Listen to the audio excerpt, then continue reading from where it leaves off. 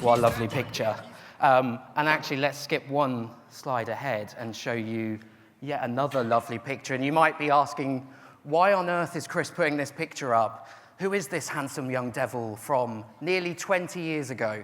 And that's why I'm actually putting it up, because as we were thinking about Branded being here for 20 years, All That Matters being here for 20 years, I thought to myself, well, what was I doing 20 years ago?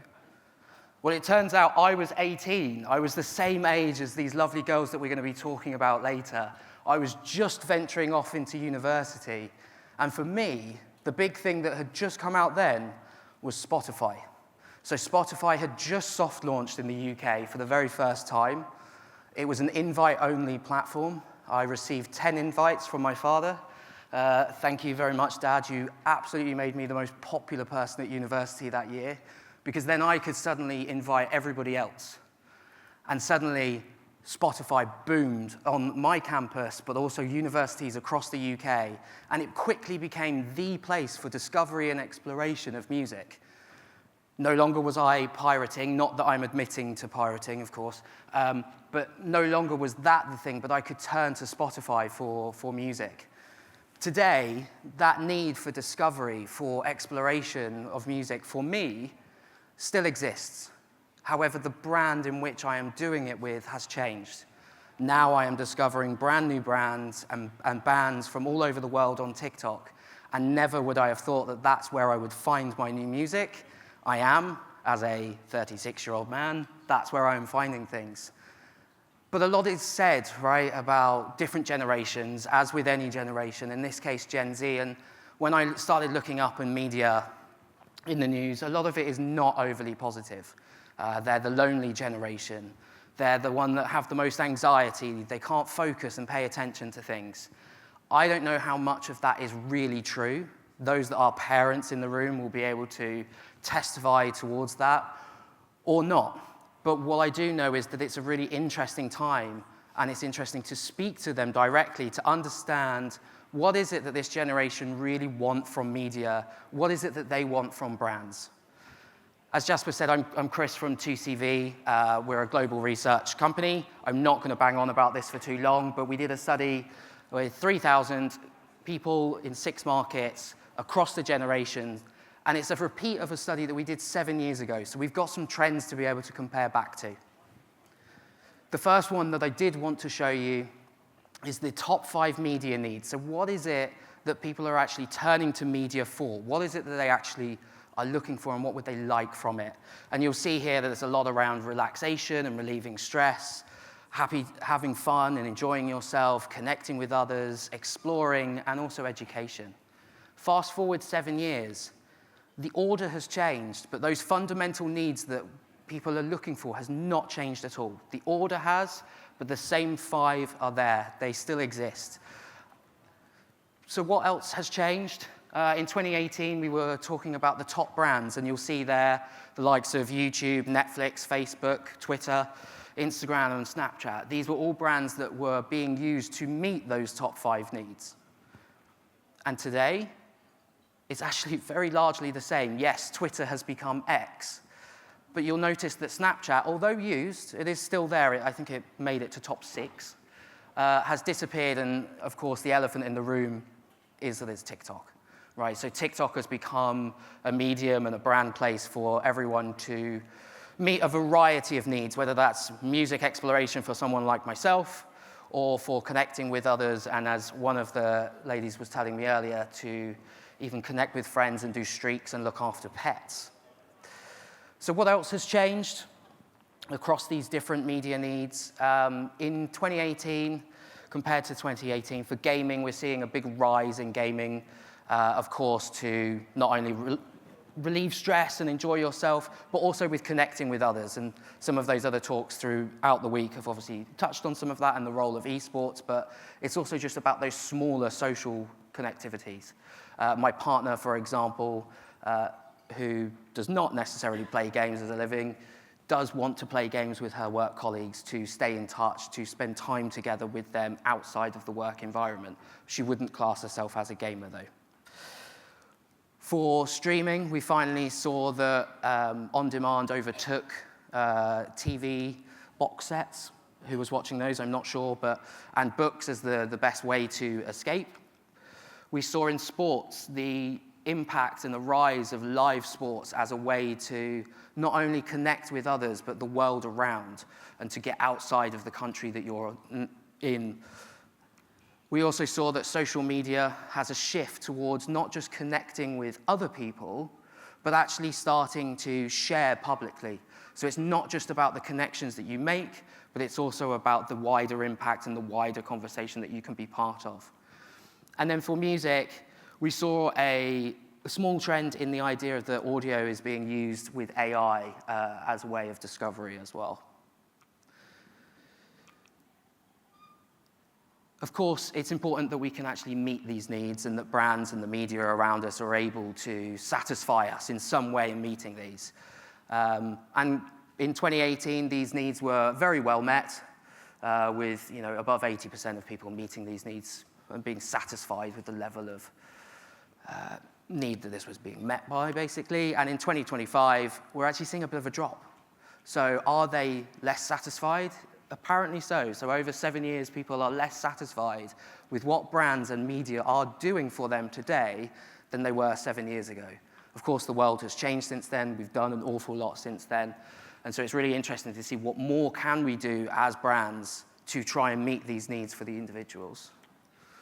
And lastly, it wouldn't be a conference without mentioning AI. So 76% of Gen Z are using AI regularly. The question then becomes, well, what on earth are they using it for? Does that just mean they're cheating on their homework and they're all just doing that?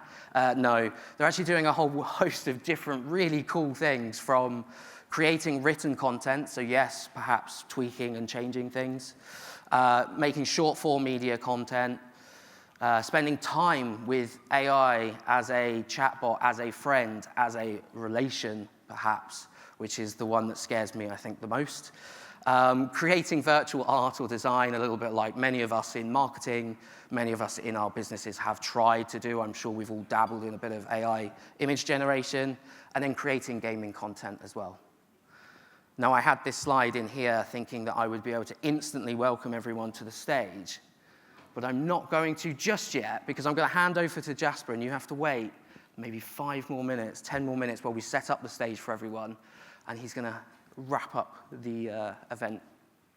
So thank you, everyone. Over to Jasper, and I'll be back.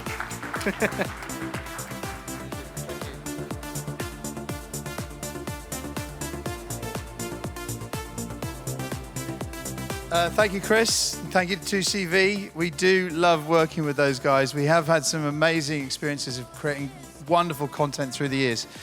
Okay, so I think I have a couple of slides, because I haven't shown you any slides since 9 o'clock this morning, which is weird, huh?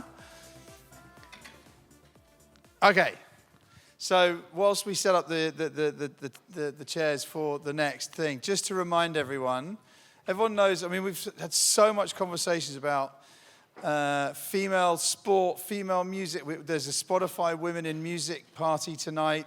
We really are pushing this. And tonight, everyone is invited. If you have a lanyard, ladies and gentlemen, it doesn't matter if you've got a wristband or not, thanks to our friends at Kennel and Spotify, and It's a Girl Thing, everyone is invited to the girls' night out at Clark Quay. I've got my credit card behind the bar. Get there before 9 o'clock and I'll buy you a drink or 2 or 3 or 7 or 8 or 9. We've got 6, 7 amazing female acts performing on stage in Clark Quay from 7 p.m. or 7:30, I can't remember, 7 p.m. tonight. So please come down and join us and have a drink and have a great night. But what we're talking about today is what Chris was saying, is what can today's Gen Z tell us about tomorrow? And we have 8 fantastic teenage girls with us, supported by our wonderful It's a Girl Thing platform, to come and talk.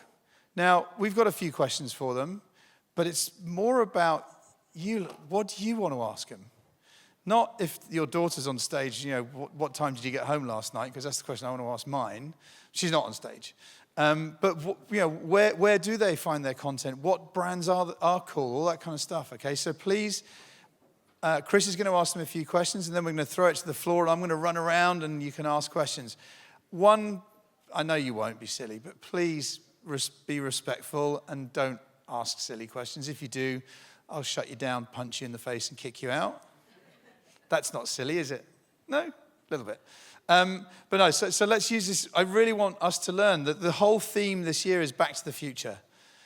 So we've had a lot of people talking about the last 20 years. We've had a lot of people talking about the next 20 years, but let's hear it from the next 20 years. And the last question I'm going to be asking them, and I'll ask them now so they can think about it, is if they were planting a time capsule today to unearth in 20 years' time, to dig up in 20 years' time, what would they put in that time capsule today?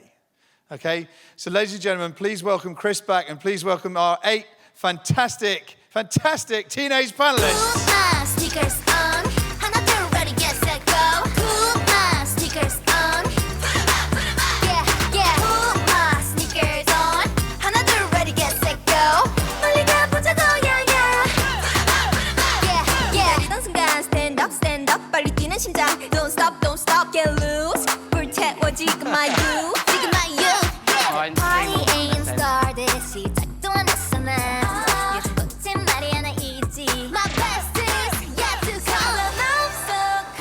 The first question from one of them was just like, who chose that music? I was wondering that myself. Wasn't to be me. perfectly honest. Yeah, okay, well, thank you for all coming up. It's going to be quite nervous, I think, at first for everyone. So everyone smile. I can see the number of phones and cameras up. Maybe remember what Jasper said, that we're all in McDonald's, and it sounds like he owes you a McDonald's at some point. But let's just go down the line right at the end first. Just introduce yourself, just your name and what you're doing at the moment with your studies, life, whatever. Hi, I'm Maya, and I'm currently studying at Temasek Polytechnic. I'm studying interior and architectural design. Hi, I'm Gabby. I'm a student at Stanford American, and I'm currently in 11th grade. Hi, I'm Christiana. I go to Singapore American School, and this year I'm in 12th grade. Hi, I'm Zoe. I'm also a senior at Singapore American School. Hi, I'm Scarlett. I'm currently studying at Thean Polytechnic, Tourism and Resort Management. Good afternoon. My name is Mary. I'm a student. Hi, I'm Scarlett. I'm a student at Thean Polytechnic. I'm studying Arts Business Management. Hi, my name is Ting. I'm also studying in Thean Polytechnic, doing the course of Arts Business Management. Perfect. Well, thank you very much, everyone. Again, I'm going to keep thanking you to just make sure that you're as happy as possible, because otherwise I think some parents in the room will tell me off. We were talking about earlier, and I shared some stats up there earlier around the brands that you're using and where you're finding your content. Like, what is it that you're actually all engaging with? Is it all just TikTok all night, all day, or is it something else? I feel like TikTok is a very big part of Gen Z's life, you could say. We all use it a lot, maybe too much. I think I speak for a lot of us when I say we all doom scroll a lot.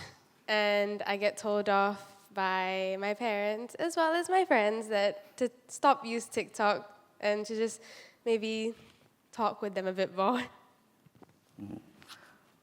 I mean, I think there's a term for that. I've heard around from my friends lately as well. It's called bed rotting, where you kind of just lie in bed and watch TikTok. And yeah, I do feel like I fall victim to that quite often. Yeah, for me it's Instagram. I don't have TikTok, but the same things apply. I do go to bed at a decent hour, but sometimes, especially on the weekends. Ooh. Yeah. For me, I also use TikTok a lot. I doom scroll a lot, and sometimes I even doom scroll until 2, 3 a.m. But I guess sometimes it's just like the alone time that you need in the bed alone, scrolling TikTok all by yourself, and yeah. I think for me, I use an app called Lemonade a lot. It's very popular in Singapore, so you use it to find like cafe and food recommendations really often.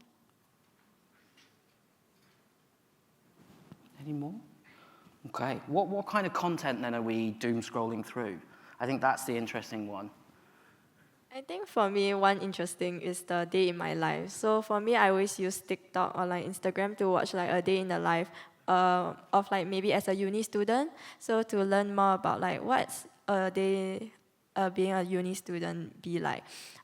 since like, I'm interested in maybe going to university, so I also want to like know and have a gauge of like how is the experience like. Then also like their day in their life, maybe itinerary for like if you are gonna go on vacation. So for me, maybe I'm like gonna go China soon, so maybe I just want to use TikTok to look like what is some interesting things they have there and what's their recommendations over there to eat or to shop. I use like TikTok a lot for scrolling about food, like Instagram Reels and TikTok. The food options, I follow a lot of food people, just where to eat or what to eat, like a lot of recipes, these kind of things. That's what I usually get from scrolling. I get a lot of my book recommendations from Instagram. I read a lot, and most of that comes from Bookstagram. I also definitely use Instagram to communicate with my friends in the US. It's an amazing communication tool, so I'm able to still keep up to date even with the time change of 12 hours. I wouldn't say that there's like one topic on my TikTok that appears a lot for me, but I do notice like adding on to the food point, at night, maybe after dinner when I'm like hungry, I'll see like more food videos on my feed. Big thing that I look at is video games and art. I really like playing on my Xbox, on my computer. That's a huge part of my life. And I think my mom can definitely second me on that. But I'm also a really artsy person. So when I'm trying to get into new forms of art, like painting, oil painting, I'll find techniques and tutorials on TikTok that'll help me out a lot with making the art look more clear, detailed, and more refined. I think similar to her point, like finding tutorials, I've noticed that I've started to use TikTok as like a Googling platform. So whenever I want to know something, instead of going to Google, I go to TikTok because I find it that it gives me more information. And one example is I went to Italy with my family in the beginning of the year, and TikTok planned our entire routine. What we did from the beginning of the day to the end of the day was all planned by TikTok. And my dad was a bit upset, but he enjoyed the day, so. You were mentioning earlier as well around TikTok streaks. Can you tell everyone about that? Because that was something I learned this morning that as usual, I was not aware of at all. What is this? Yeah, so I don't know if anyone's familiar with like Snapchat streaks, but on Snapchat, essentially like when you send a snap, which is like a picture to another person, you like unlock this thing called like a streak. And to like maintain it, you just send pictures back and forth every day to keep it alive. And so like TikTok kind of has a similar thing now where you have like a TikTok streak. And in that streak, you kind of have like a pet that you have to keep alive through sending TikToks to one another every day. So that's just something that my friends are kind of into as well. And it kind of makes me like feel more motivated to watch TikTok as well to kind of keep our pet alive. Yeah. I think maybe to jump on that a bit, it's also kind of motivates me to socialize with my friends a lot, especially if you don't see them, like a lot of overseas friends, these kinds of things. Like my WhatsApp group chat with my friends gets used maybe once a week, but our TikTok streak is like 150 days. So it's kind of like, as well as being like a social media platform, it's very much a social platform for me and for my friends. So I don't know if everybody else feels that, but. Yeah, there's a term that I've been hearing a lot on Instagram. It's a relationship. So me and my friends just send back and forth Instagram reels all the time. And a lot of it is random things that I think, oh, maybe I should send it to her or them. And sometimes there's no meaning behind it at all. Hello, me. I have a question for you. A lot of conversations here about your mobiles and tablets and laptops and stuff. Not sure if you've seen in your living rooms, there's usually this big screen. We used to call it a television. Do you ever watch anything on that big screen? And if so, what do you watch and how do you find it? I might answer this one, but television, I think traditional TV of turning on and finding a channel, I have not done, never do, ever. I think I'll do that at my grandma's house, and that's about all.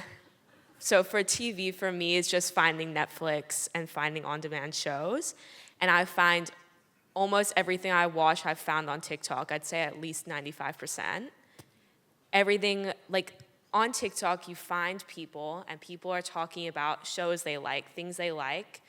And from that, you learn about the show. And then from that, you want to watch the show. So for me on TikTok, one of the podcasts I love, Jake Shane, I found him on TikTok, but he, over and over, almost every episode brings up the show Scandal.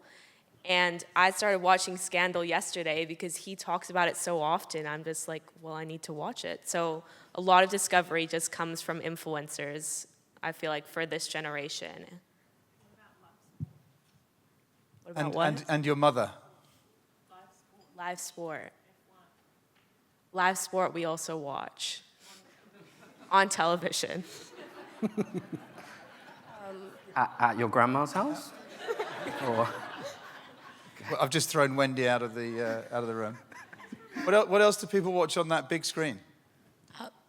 I think for me, when I have some common shows that me and my sister like to watch, we will spend the night watching in the living room together. I think it's also another way to bond with your family when you guys watch shows or like, I don't know, random stuff on YouTube on the TV together.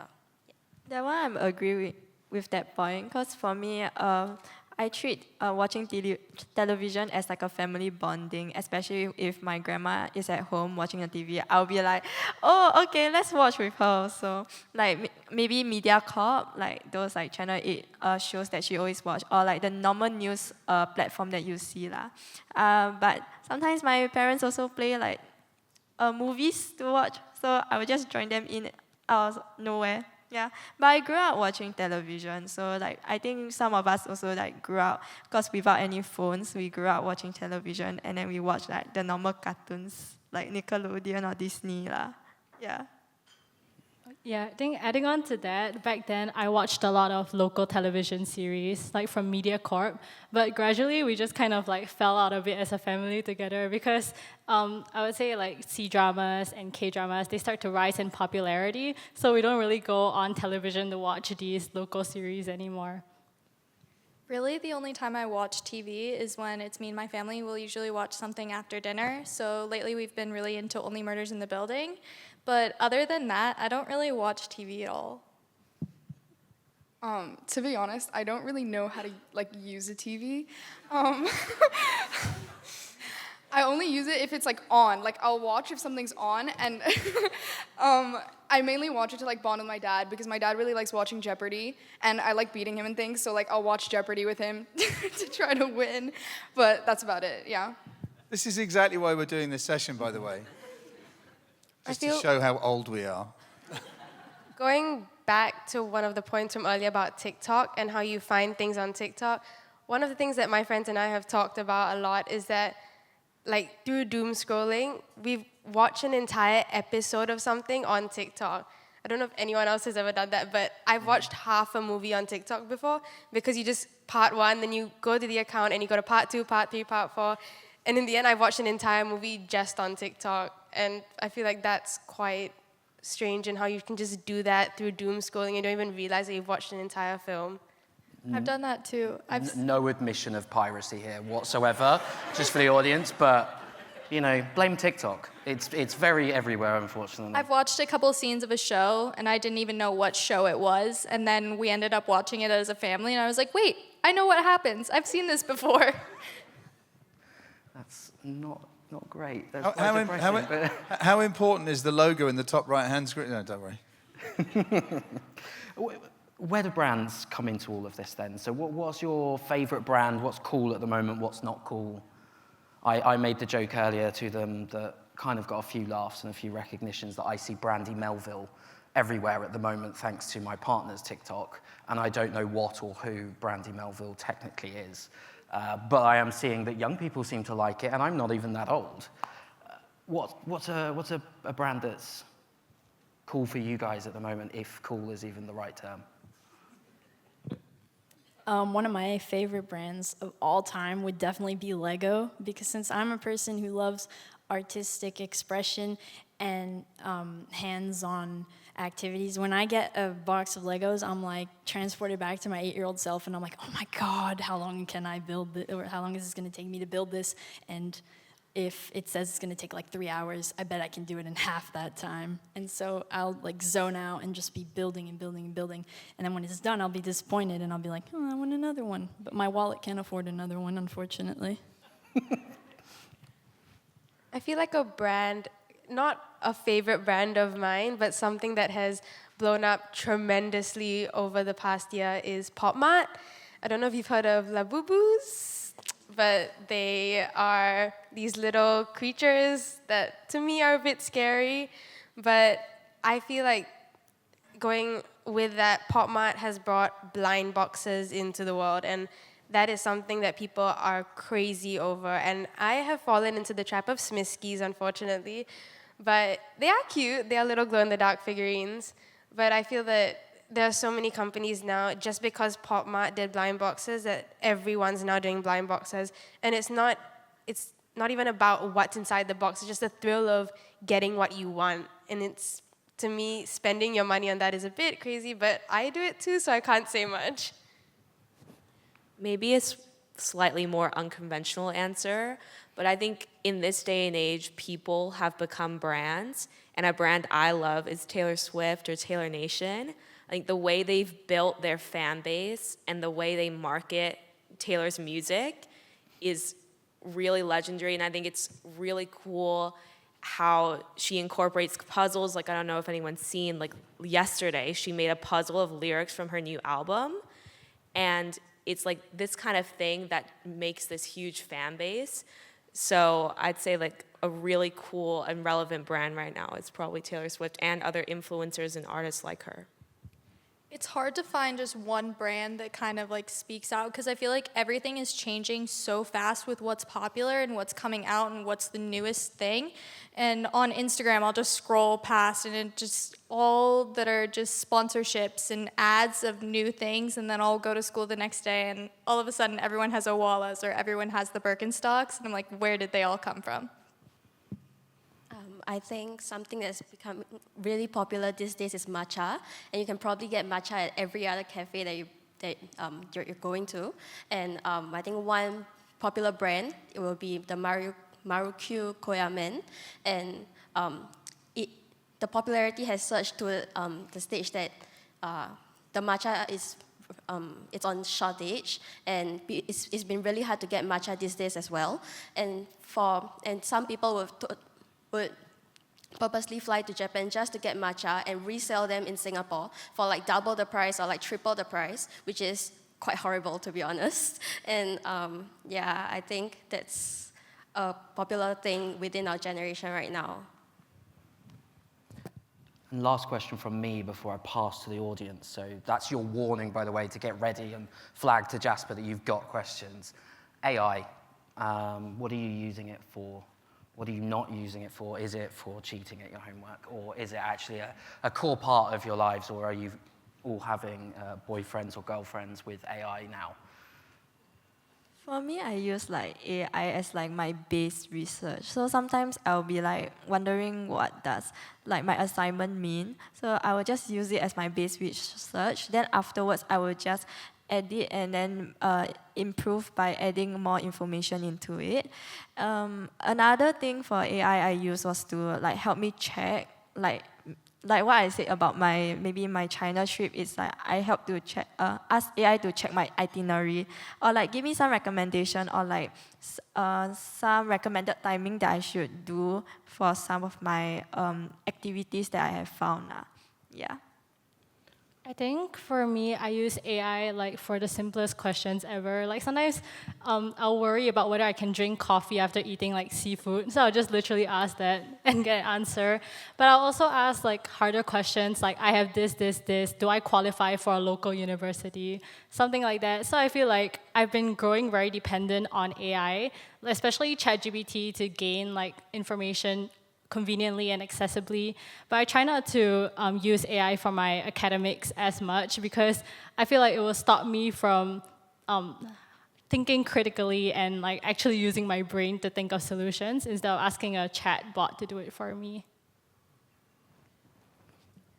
I also use it for just a little bit of research. So university applications, they're coming up quick. So I used it for quick, specific questions that I wanted to generate a list of universities for. So specifically, it was looking at club rowing teams. But then in terms of academic work, I use it as a quick edit. So Grammarly sometimes, ChatGPT not as much. I don't feel like it's the most accurate thing. Like looking more from a sports perspective, I guess, because I play soccer at school, at Singapore American School, and we have this thing called like a VO, which kind of analyzes your game data and records your games. And it has this new feature where it uses AI to analyze your games and kind of tell you your performance. And it has this thing called like coaching analysis, where it tells you how you individually played and what you can do to improve. So, I mean, I use it a lot for sports, and I feel like it's really helpful in that section. Big part of AI in school is definitely for research, because when you have different subtopics in one topic, it's a big pain trying to constantly look through like 5 different tabs, trying to find reliable information. So I feel like that's kind of my main use of AI, to make things more easy, convenient, so I can get straight to my report.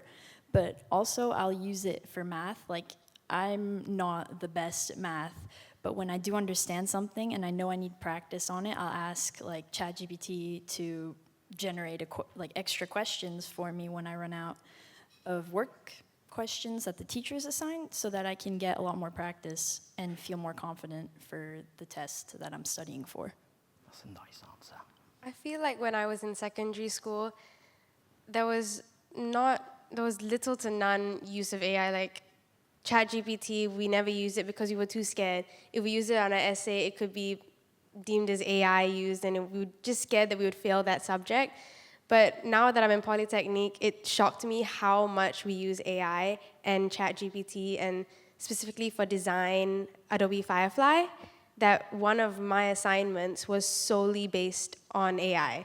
And we had to generate our entire art on AI, just because they wanted to see how we dealt with ChatGPT, how we dealt with AI, and how we could use prompts, and if we were specific enough. And that really shocked me, because I thought that schools were against AI because it wasn't us thinking for ourselves. So when I saw this assignment in particular, it really made me understand that there are so many other forms of AI, and it's not just ChatGPT that is out there. You've got Firefly, which helped me generate an entire library from scratch, and I thought that was really cool. So no cheating, that's good. I'm glad to hear that. Jasper, do you want to see who has questions in the audience? Look, I've written some notes already. Bed rotting? Yep. TikTok being the gateway to everyone's content. TV is for old people. Lego is still cool, sorry. People are brands, the creators. That was fascinating as well. But everything is changing fast. AI is support for most people. Right, questions. We have one here. This is all excellent and very, very informative. But I can't help notice that there are no young men on this panel. And I wonder what the difference might be in what their responses would be. I'm not that old. Any more questions? Here we go. Mr. Dowler.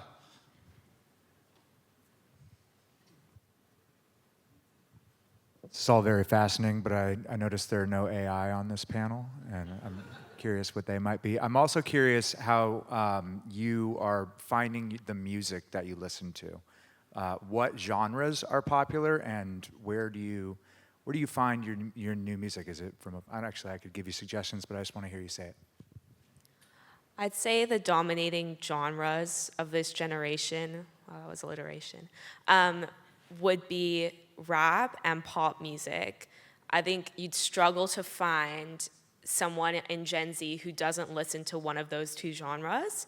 And I honestly would say I discover most of my music via TikTok background music. A lot of times people will make edits or content and the background music is like a trending audio, and you hear that audio over and over in all these TikToks, and then you discover that song or that artist as a result. So I don't know if that's not the only way, but I'd say that's a way a lot of people are discovering music right now, is through TikTok and through social media.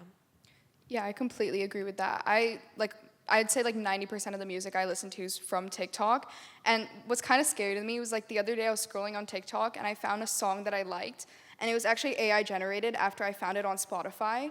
So yeah, I don't know. I just realized like there's also AI generated music now on TikTok as well. How did you feel about that? That it was AI generated and they tricked you? Like I've never really been tricked like that before, so it was kind of scary.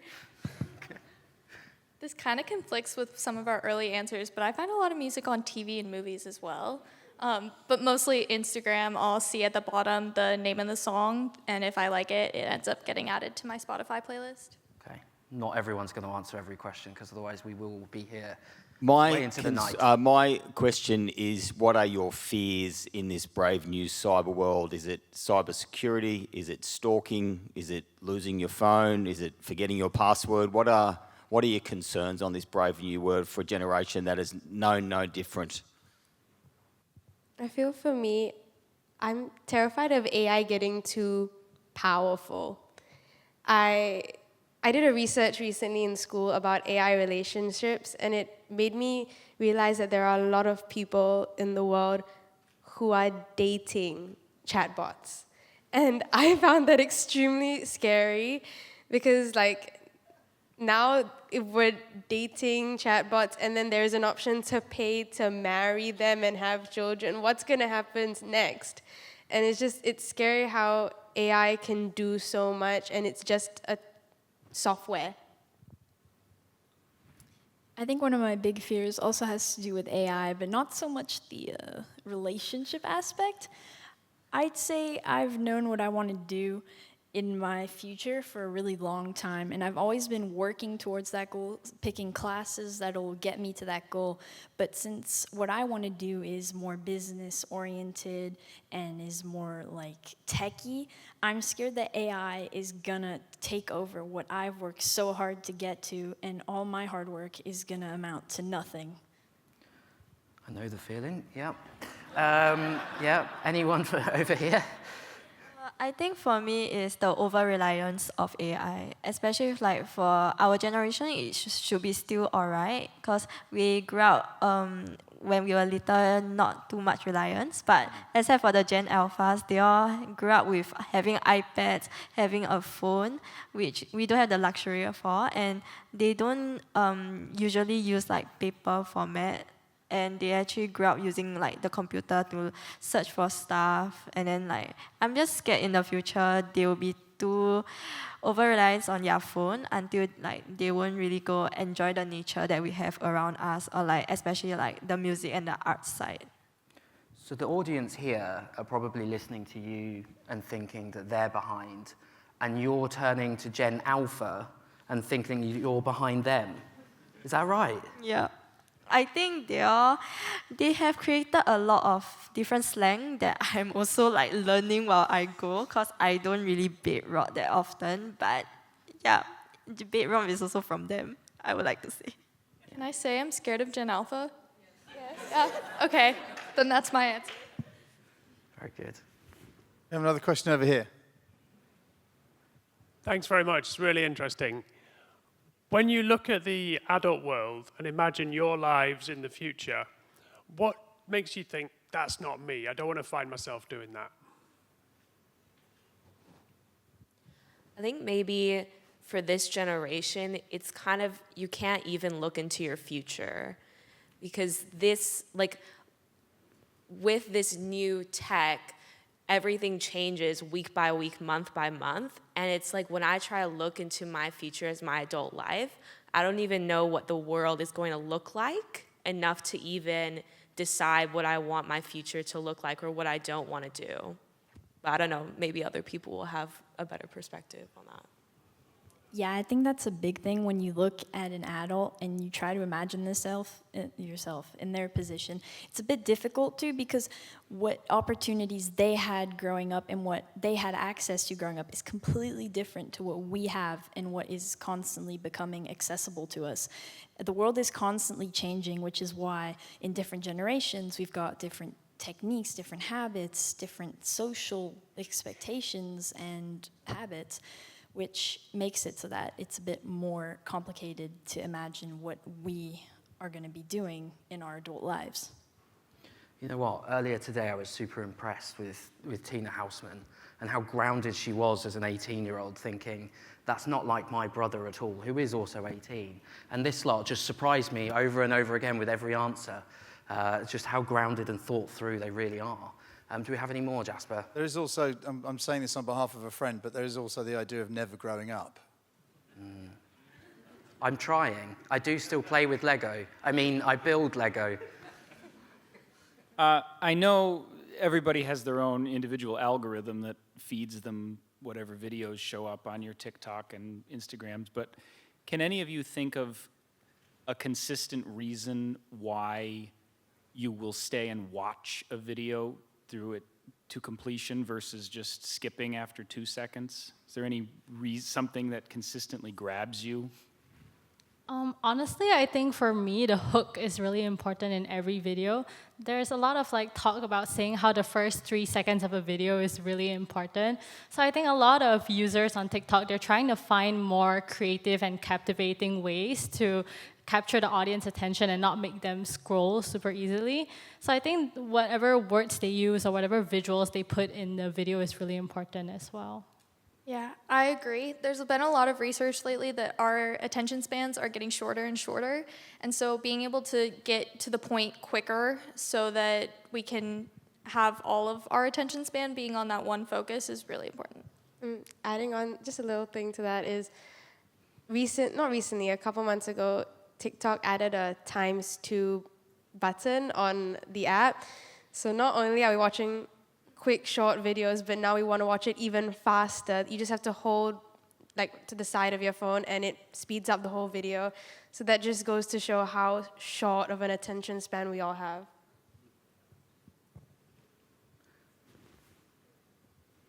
Okay, I have a question.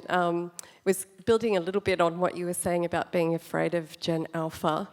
And it's what I notice is every generation tends to, find something about the next generation that they want to, say something that they're not quite happy about.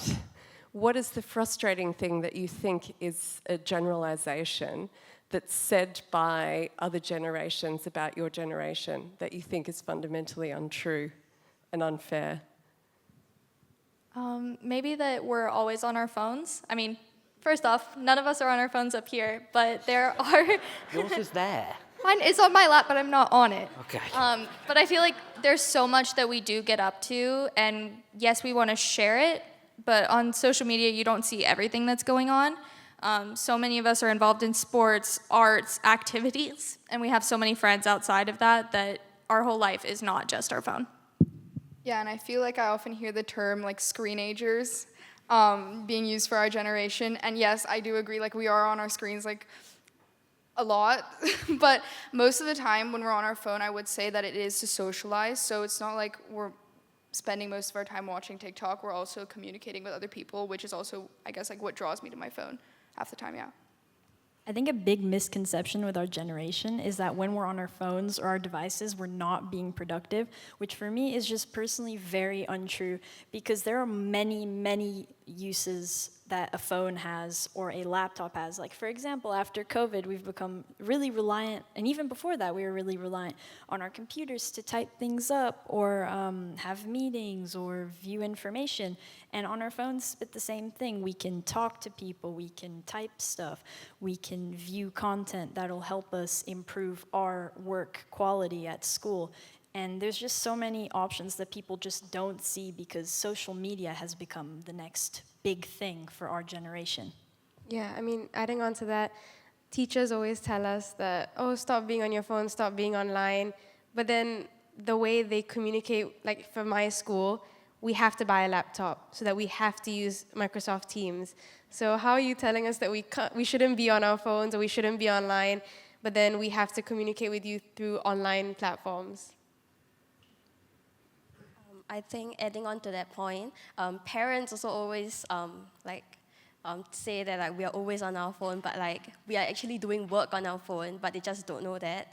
And I think the misconception is because we are always scrolling stuff on TikTok and in Instagram, so they probably thought that we are doing useless stuff, but we are actually doing work. So like, it's not that we are always on our phone doing nothing, but we are also using it meaningfully.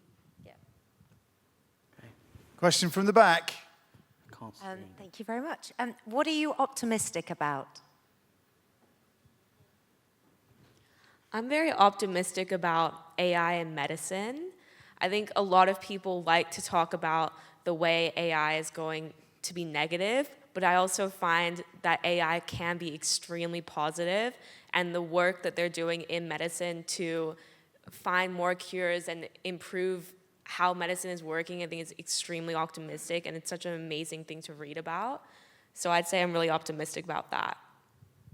One thing I'm really optimistic about is schools moving away from traditional learning styles and implementing different styles to suit other kids' needs for learning. Like, for example, for me, I can listen to what someone is saying, but I won't fully understand it until I see a visual example. So when, for example, in one of my classes, my teacher is giving us like a physical display with their hands or showing us what we're meant to do with another student's copy, it really helps me a lot. And I really appreciate that teachers are going out of their way to like ask, what do you need, instead of generalizing it to one specific learning style.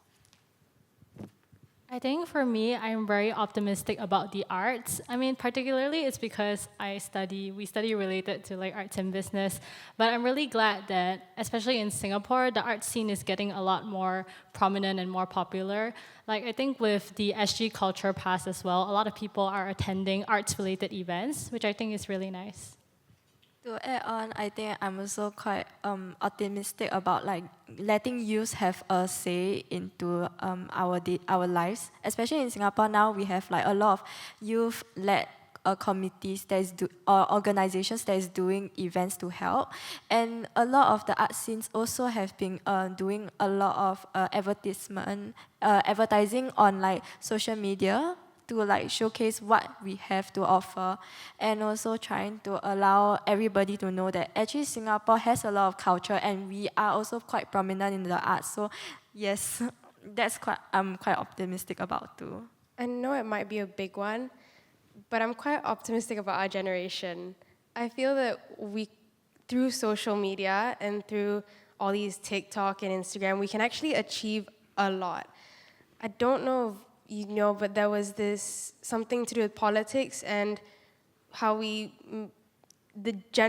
our generation managed to get a female president into a certain country. I can't specifically remember which one, but the fact that our generation managed to do it in 2 days, I think it was, I'm not too sure how many days, but shows how much, in that sense, power we have because of TikTok and Instagram, and how we can get information out really quickly.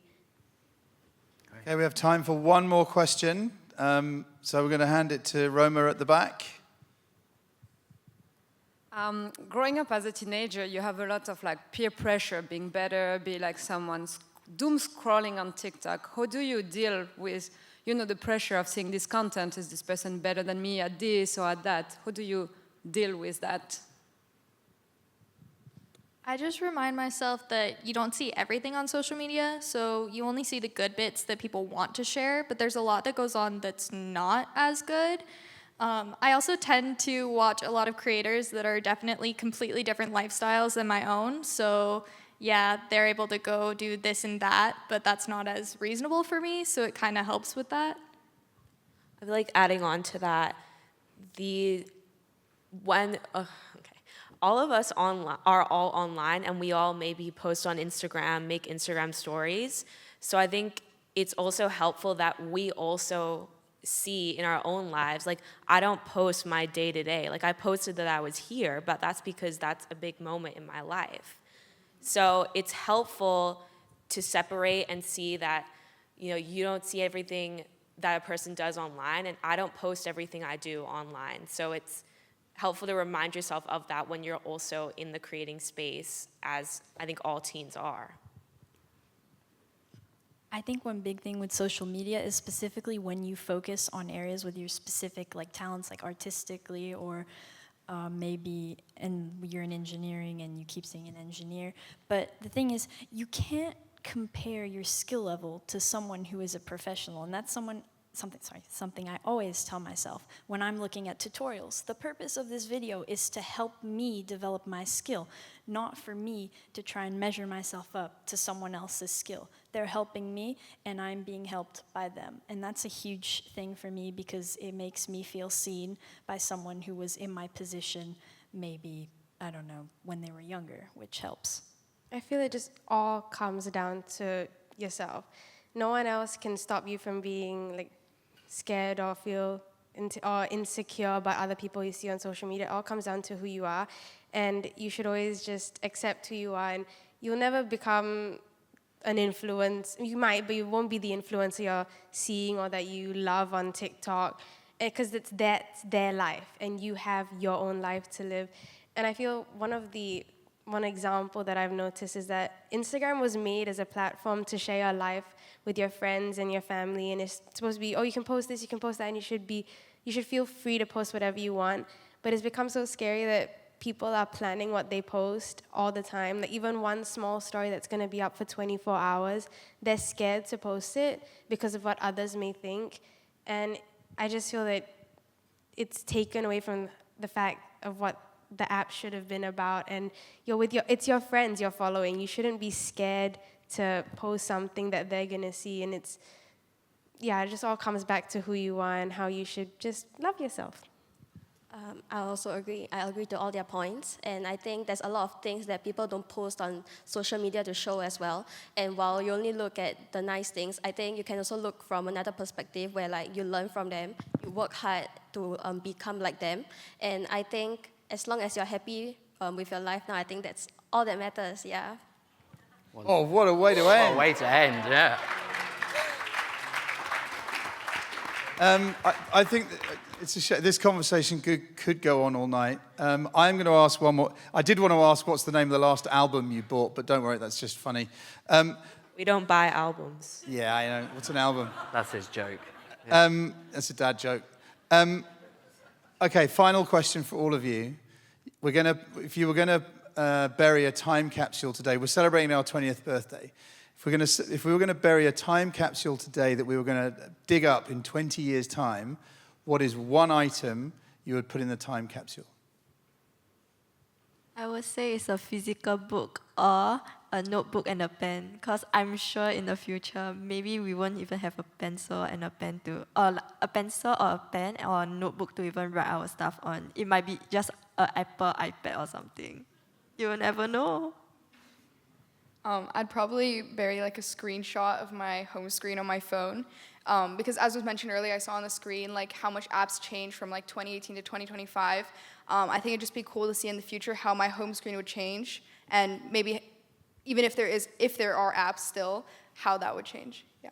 Yeah, kind of similar. I would put a screenshot of me and my friends talking on FaceTime or audio chat. It's amazing how much communication has gotten so much better even the past couple years that we've been around already on social media. I was able to FaceTime one of my friends for her birthday, and she's in the US, so even with the time change, it's so easy to be able to still talk to her. Something that has become quite popular recently amongst our generation is digicams. So that I remember all my friends and we were begging our parents, do you have old cameras? Do you have old cameras? You want to use it to take photos? And I managed to acquire my dad's old Canon Coolpix, I think. And I use it almost every day with my friends. And it gives that nostalgic look that we all, I don't know how to describe it, but we all love that for some reason. And now like cameras are selling for hundreds of dollars, and they're these old cameras that you never think would be sold again. And yeah, I'd put my digicam in there because to us now, it's a nostalgic item. So in 20 years' time, it'll be even something more nostalgic, and it'll be like, you'll look back and think, oh, did we actually use digicams? And how are they now? Because now cameras like Canon G7X are out, and they're like a higher version of these digicams. So it'll be cool to see what we use in 20 years' time. I think for me, I'll put in all the concert confettis that I've been collecting until now, because I think I really enjoy going to concerts, like the memories I made there with the artists that I support on the stage. And I think in 20 years' time, when I look back, it'll remind me with all the nice memories that I've had before, and like probably go to concerts like in 20 years again. Hope so. Yeah, I hope so.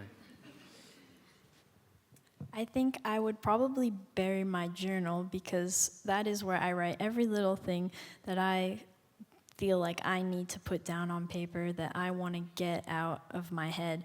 And I think I'd make it so that half of the pages are filled up by me now, and then if I'm like 20, then I'll be able to read back through all the pages and make comments on what has changed in my life. Do I still feel the same way? And I'll just have that little reminder of my feelings that I had now when my life was at its, I don't know, peak teenagehood. I'm amazed that none of you want to bury your phone. And bear in mind, we're all going to be looking at glasses in the next few years, right? I still need that. I'm not going to bury it. Don't you have a burner phone? My daughter did. Anyway, that's another story. Ladies and gentlemen, again, this could go on forever, but we're running massively over time for a good reason, because it was an awesome session, so much inspiration to look at the future, the good, the bad, the AI, the ugly, the whatever. But I heard, again, the second part there, Gen Alpha is scary, but you're optimistic for your generation. That lovely phrase of love yourself. So let's leave it at that. What an inspirational session. Ladies and gentlemen, please give it up for our teenagers.